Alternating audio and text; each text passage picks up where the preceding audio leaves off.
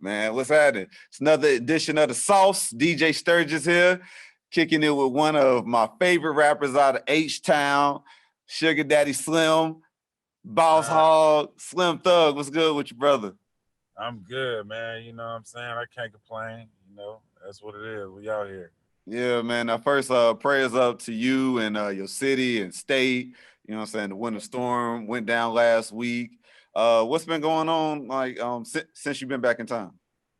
Out of there, man. I've been in shambles. My whole crib got flooded out, so I had to. I'm dealing with that. I'm in an Airbnb right now. You know what I'm Mm. saying? Waiting on insurance to come see what's up with it. But yeah, that's pretty much what I've been dealing with. But at the end of the day, I got insurance, so we'll see how it play out.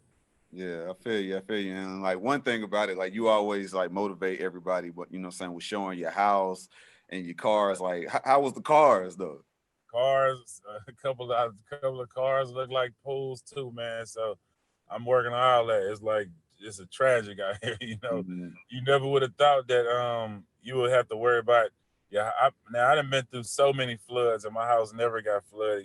From being from the water of rain and then.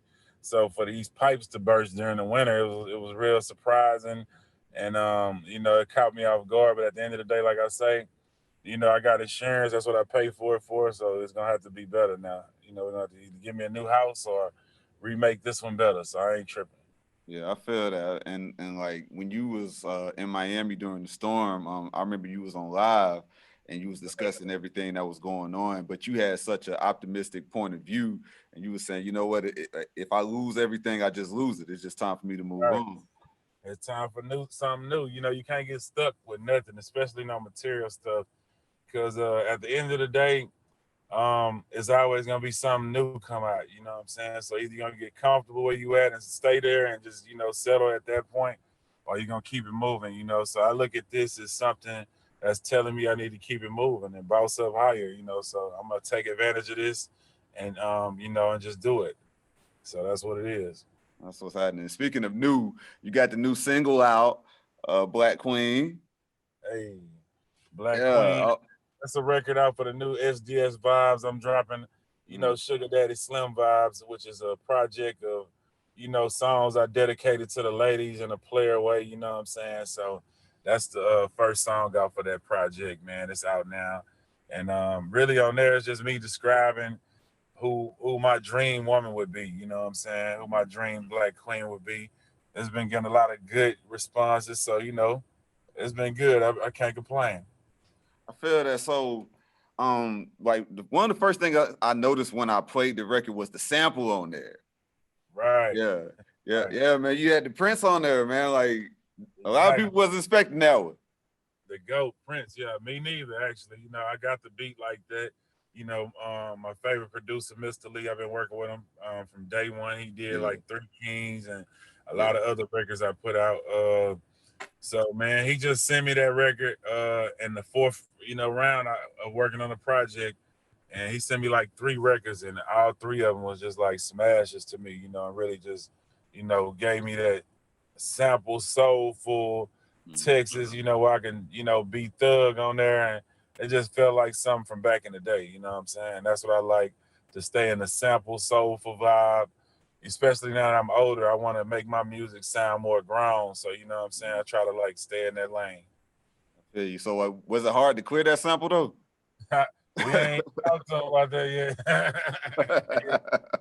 I feel that. I feel that, man. So, um, me being a fan from day one, like I've been a fan since like '04. You know what I mean? So, like Right. to see the growth and like you talking about Black Queen, are you trying to take yourself out the game a little bit?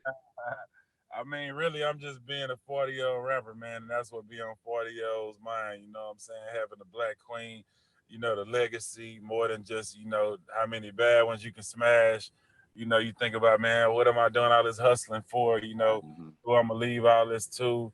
You want to build something that's solid. You know what I'm saying? So that's definitely the final dream, the final goal or whatever. But at the end of the day, I'm happy right now, single. So I ain't in no rush, ain't no pressure. I'm just living life, and if it comes, it comes. But if it don't, I'll be all right. Yeah. And you saying, being a 40-year-old rapper, like what keeps you in the game now? You know what I'm saying? With all the success, the accolades already done, you proving yourself. Man, that's just something I really love to do, honestly. Make music, making music is something I really love to do. Like I would probably do it for free. Mm. And then it's not a strain on me. I love doing it, so it's easy for me to do a project. It don't take me but a month or two, to do a whole project sometimes, most of the time. So it's like I say, it's something I can easily do. And I really just listen to what my fan base says. Like I get a lot of random DMs and comments uh, asking for whatever, and then I just kind of follow their lead on a lot of the stuff I do. I don't really do music to be on the radio or, to even care about bill. I don't even set my stuff up enough to be like, number one on Billboard. I just dropped the project without even telling somebody or something. So I'm not chasing that. When you remove all that there, you can just kind of, do something you really feel is a vibe, you know what I'm saying? And that's just how I am right now. I'm just vibing, doing music I actually want to listen to in my car, and it's been working out for me, man. I've been enjoying it. The fans been enjoying it. I've been able to still get money doing what I love to do. So I love it. I'm gonna keep it going until they get tired of Yeah, and you've me. been doing it all independently for so long now, man. Like that doesn't wear you down because that's more work. Really, man. I like I say, I don't do a lot of work on it. Like Yeah. I might put some out, and it's easier than ever. We used to have to press up CDs and make a count of how much we got to sell. Now you just post it, so it's easy for effortlessly for me to make a project, put it out, and then it's like having a new rent house to me. Mm. I try to get 3 a year, 3 new rent houses, run the money up. You know what I'm saying? So it's Yeah. like I keep, and then you own that forever. So it keep paying, and your bank account keep growing. So and then you doing what you love to do. So I'm just staying consistent. That's what I would say. I'm probably the most consistent rapper, definitely in Texas, or one of them. For real, because I ain't Mm. never stopped.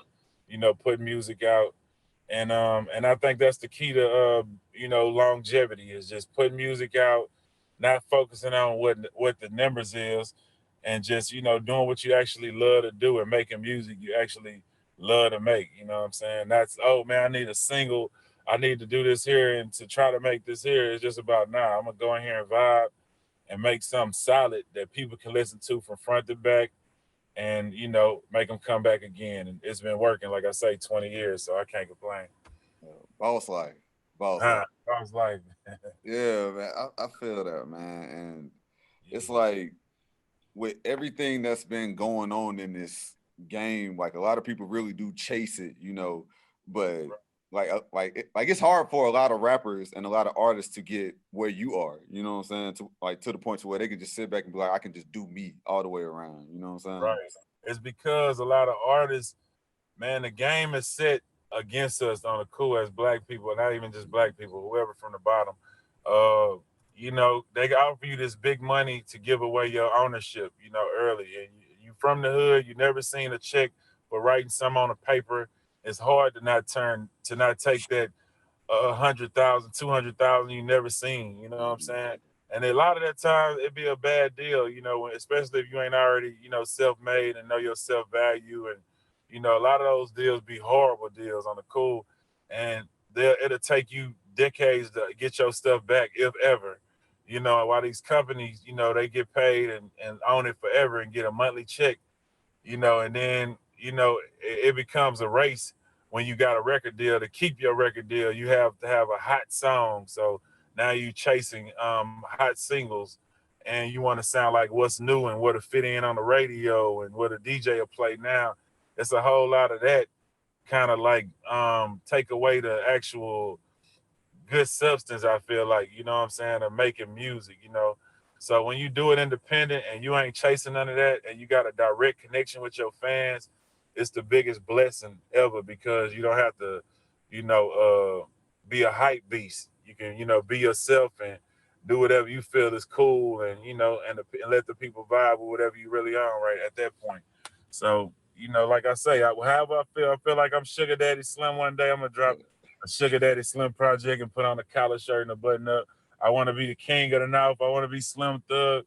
and talk about cars and all the stuff I accomplished. And that's what I do at that time, But and then sometimes I even take it back to where I started. Like I might just do a whole freestyle over a random track, and put it out, and make a whole mixtape, real album project.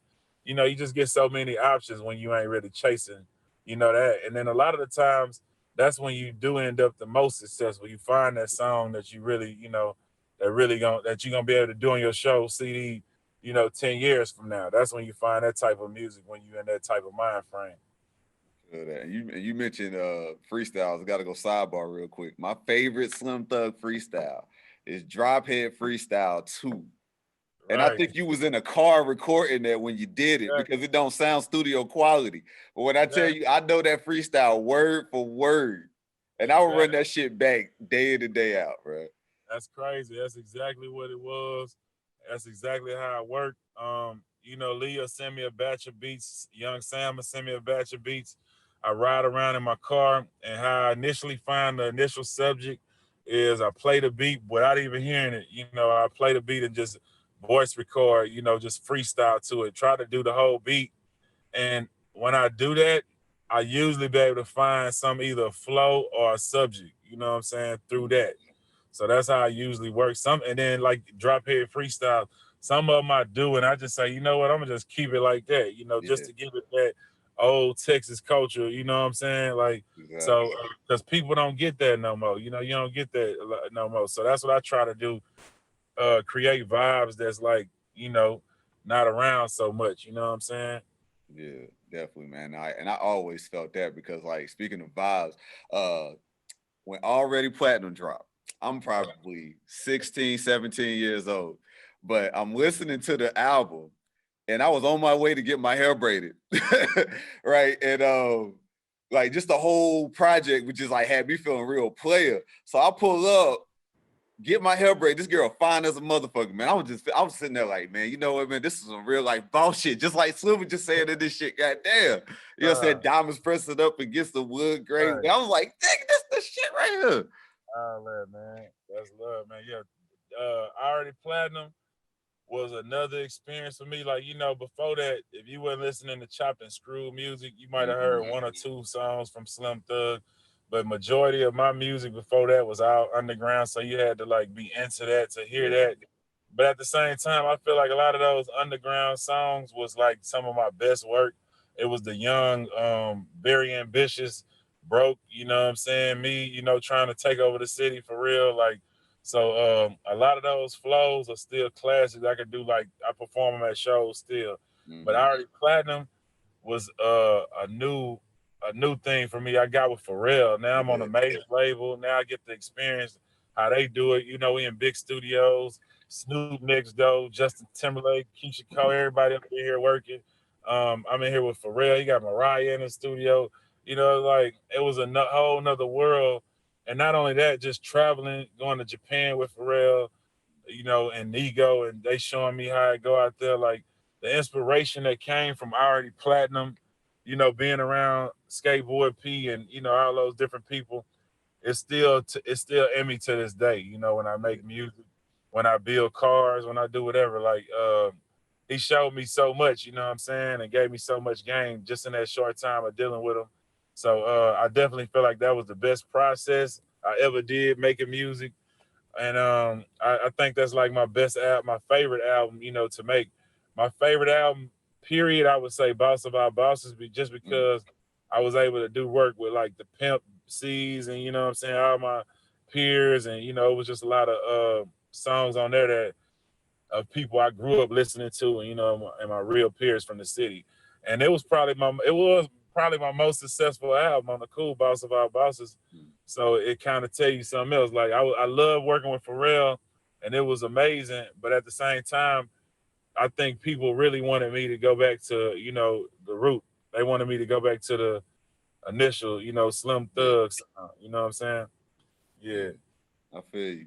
So, like, with everything that was going on during that time, because you're working with Pharrell, you're working with all these artists, you're seeing new things, you're doing new things, you're going new places. Everything's coming at you fast. How did you seize the moment, though? You know what I'm saying? Because some people can get lost in it, and fuck Right. their money up, don't have no new opportunities set up, not even thinking about the future. Like, how did Right. you soak all that up, but still have a plan and you stuck to that? Man, it's the before the deal that prepped me for it because I Yeah. already knew my self value. You know what I'm saying? I knew Mm-hmm. when I dropped what I was gonna sell, how much I was gonna make. You know what I'm saying? Versus waiting on them and moving how they wanted me to move. You know, I never moved like that. I always did exactly what I wanted to do. So being in that system of waiting on them, and then when they not ready, when you ready, you know, it's frustrating. You know, and I ain't gonna lie, Interscope was a great label. Geffen was a great label to me. They showed me number love. Even when it was time to leave, you know, they let me pay my way out the deal. So, you know, I big salute them. And but at the end of the day, I feel like me as an artist, for one, I don't make a lot of commercial music. Yeah. So I felt like I would be losing because I wouldn't be getting the commercial success a lot of other artists would be getting. Mm-hmm. But at the same time, if I did what I do independent, I would still be able to, you know, get that type of money because I would be able to still, you know, do sell records and do music, but probably not be number one on the radio. But I will be creating solid projects that I know people will mess with, you know what I'm saying, versus a radio hit, you know what I'm saying? So when I felt like that, I just kind of took it back to who I was and continue to mash like that. And here I am, you know, I got a lot of projects, you know, under my belt, and I still, you know, get a lot of good checks off of them. You know what I'm saying? I'm able to live the life I want to live now, and make music how I want to make it without so much pressure. Because you Yeah. know, even if I stop, I still have my old projects paying my bills every month. You know what I'm saying? Mm. That's a blessing. That's a blessing. And you did talk about that a lot on Already Platinum. You know what I'm saying? You talked about you know, like your self-worth, because I remember one of the bars you dropped on that. You said major labels get your weight up. I ain't taking no pay cuts. You know what I'm saying? And you Right. talked about how rappers were signing fucked up deals then. Exactly. You know what I'm saying? And a lot of people wasn't really catching all of that at the time. Exactly. I would always, and I think major labels hated me because I would always promote people owning their masters and you know being your own boss because I seen it.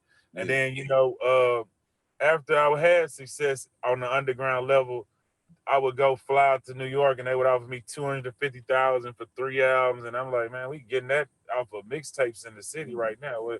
So I was able to walk away from that with pride and knowing I could still go home and do whatever I do and get that bread. So it wasn't no pressure. Now, Interscope, they gave me an option of, hey man, you can do your solo here and still do your independent work. So that was a plus for me because I felt like I would be able to blow up my independent stuff through the major promotion. You Mm-hmm. know what I'm saying? That's what made me do that deal. And we just kind of felt like we was going in the same circles. It was a lot of Texas, Louisiana shows. And, you know, we wasn't going no further than that. We was doing a lot of stuff and going in circles. And I wanted to, you know, I was young and wanted to see more at that time. You know what I'm saying? Facts, facts, facts. So like you made a lot of boss moves and then you started other businesses. You got Boss Life Construction. Right. And so like the rental properties that you have, are a lot of those remodeled through your construction company or all build? of all the rental properties we have is remodeled through us. But it was we built the community. Yeah. You know, in our old neighborhood Acres Home, it was like 10 homes that we got with JG Hollins. He was our OG who kind of like, you know, walked us through the construction work or whatever, you know, and basically he, you know, we built like 10 homes in our old neighborhood, low income homes. So just so we can say it's a nice, you know, black, you know what I'm saying, you know, type of neighborhood that's nice, a nice area in our old neighborhood. You Yeah. know what I'm saying? So that was our little main thing on that. They gave me a day in the city and we was already Okay. giving out toys and giving out turkeys and stuff. And we wanted to see what else we could do, me and my team. So we just kind of got on that, man, you know, by the hood back. Yeah, facts, facts. And like y'all started the podcast. What's up with the podcast? When is it coming back to connect, man? You, Rico, Shy. I get a lot of game from that shit. Like I learned how to bid on foreclosed homes because of y'all, because y'all Right. talked about it. Yeah, man, and we do need more of that. Maybe you know that's part of this what's going on in my life. So I was in Pearland, which is like the suburbs of Houston, and the rest of them live kind of on the other side of town. So trying to schedule it Yeah. being that we all bosses doing our own thing, you know, we wasn't really getting no real Joe Budden podcast chicks and nothing. So we was like, man, we kind of fell off of it on the cool. But we now that I'm trying to get in the city, maybe we can, you know, get a spot to where we can do it central and relaunch it, because we get a lot of people coming up to us about it. Like, Yeah. we need to get back on it, man. So, and we all want to do it, but it just was so inconvenient, you know, trying to get everything together. But now we trying to get all back in the city, you know, in central, where we can make it happen. I feel that. I feel that. So Yeah. another thing that you had at your house, and I'm pretty sure you probably have something like this at the new spot. The world is yours fountain Right. by the The pool. statue in the back. By the Right. pool, man. Like Scarface, my favorite movie too. So like when I saw that shit, I was like, nigga, I gotta get something like that when I get me a nice little spot for real, bro. Right, man. Yeah, when I That get the right pool there, sub. that was something I always wanted. It was Mm-hmm. hell for me to get that. I looked for that for years, man, since my first house I can remember. And I had to actually get that from overseas in like China or something, and send them people the bread to make it. And I ain't, you know if it was gonna come through or not. So it was a little janky, but they did come through. Who else? I think Rick Ross hit me up about that. Like, man, where you got that from? I Yeah, sent them. yeah. Yeah, but that was definitely something, like you say, Scarface was one of my favorite movies. It was it inspired me to do a lot, man. You know what I'm saying? And Yeah, the world is yours is just how, everybody should feel, man. And I continue to live like that, man. Like, the world is mine, you know what I'm saying? And I don't want to stop. I want to keep yeah. going. So Yeah, I got that's that tatted on me. yeah, that's me too. That's my Yeah. favorite. Yeah, but you know what though? Here's the thing though. I got on Yeah, the Boss Life shirt. I got on the Boss Life world is yours. I saw that shit. I was like, hell yeah. Let me go ahead and get this shit. I know I got some sneakers to rock with that. that's real, boss. I appreciate that, man. That's Yeah, real. man, most definitely, man. But I appreciate you chopping it up with me. Again, the new single, Queen, is out right now. Go stream that. Dog, it's a vibe. You describing that ideal woman. What if she slides in your DM after hearing this record a little bit? Man, I ain't gonna run from it. If it's real, I ain't gonna run from it. But I ain't in no hurry. Like I say, being single in Houston is fun. It's a I lot of know, beautiful, I know. right? A lot of beautiful women out here, so I ain't in no hurry. But I will. I do need that. Honestly, I feel like that'll take me to the next level. Mhm. So I wouldn't be mad at that. I'm 40 now. It's time to get serious. A lot of my homeboys who married be like, "Nah, don't do it." You know what I'm saying? But at the end of the day, if it's real, I probably would try it on the cool. Yeah, man, you got a lot of player experiences, man. Because Right, you wasn't afraid to document it. I saw right. all the shit when I was in college. You know what I'm saying? And reading some of the articles. I'm like, damn, bro, I gotta do this shit right here. Exactly, man. Like you say, the world is yours. I lived it up, so that's what I'm saying. Like, and when you live like that, when you in the game and you just, you live it to the fullest, then you feel like, man, any given moment, it don't matter. You can walk away from it. You know what I'm saying? It ain't no big deal. Facts, So facts. that's where I'm at. That's what's up. That's what's up, man. Shout out to Slim Thug, Sugar Daddy Slim. Y'all make sure Uh, y'all support my OG, man. Listen, when I tell you, again, this is a blessing. Thank you for chopping it up with me, bro. But listen, we done did this interview. Hey, after things settle down in Texas, I'm gonna be at the next Boss Light Ball, bro. I pull up, gotta man. be at I the next Boss Light Ball. got you, boss. Pull up, man. Let me know. Already, man. Appreciate you again. That new single Queen, go get that. Go stream that. Go support it. Slim Yes, sir. Thug, thank you. All right, boss. Have a good one. All right, me too, bro. Be blessed. All right, Tori, appreciate you, beautiful. No problem at all. We'll chat with y'all tomorrow. All right, yeah, most definitely. 1:30, and I'm gonna email you and let you know when I'm gonna post everything up. Okay, sounds good. Thank you. All right, thank you. All right. All right. Uh-huh. Yes. I just interviewed one of my favorite rappers, my favorite rapper from H Town, Houston, baby. Better believe it. And I got his shirt on, bro. The world is yours, and we got the same tat. The world is yours. Better believe it. God is great. Thank you. Hold up, though. Let me go find this shit real quick. Mm.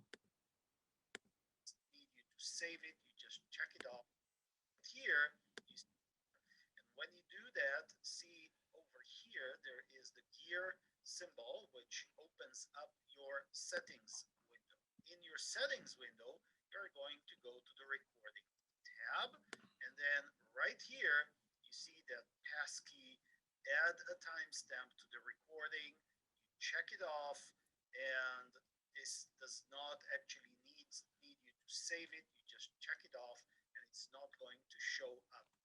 Next, let me show you how to take care of it in the recording that is kept on the Zoom servers in the cloud. So you are going to log in through your web browser. You're going to log into your account and you're going to go to the settings tab right here. And in the settings section, you're going to go to the recording tab. And under the recording tab, there is going to be local recording and cloud recording. And for the cloud recording, you see it right here. Add a timestamp to the recording. If you want a timestamp, you are going to click the checkbox and save. If you do not want a timestamp, you are going to